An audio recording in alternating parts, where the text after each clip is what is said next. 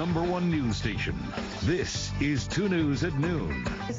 We have Dr. Cabot Murdoch. He's a surgeon at Riverton Hospital here to talk to us a little bit about varicose veins. And a lot of ladies get varicose veins. They can get painful, can't they?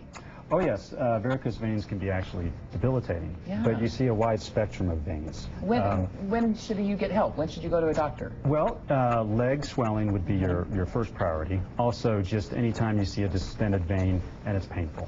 Because really it's a blocked vein and the blood's stuck in there? No, it's not blocked. Okay. It's just refluxing, which means the blood is not going back to the heart appropriately. It's going up and it's going down, kind of like it's sitting in a washing machine.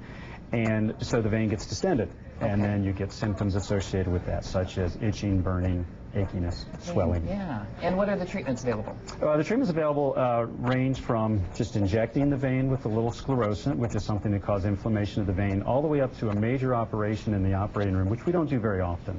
But the most common thing we do now is endovenous ablation, which is office-based, where a person walks into the clinic, and you put a laser up inside the vein, and then you treat the vein that way, and it's very nice because they walk out of the clinic.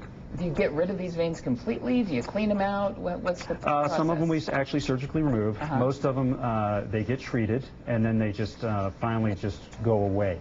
They just kind of almost get absorbed by the body, but they just kind of wither away and go away. Okay, but they can be very complicated. So if it starts to have any pain, go see a doctor. Yes, very much so, because you can get major complications from them, such as bleeding. You can get blood clots within those veins, and patients are very concerned about that.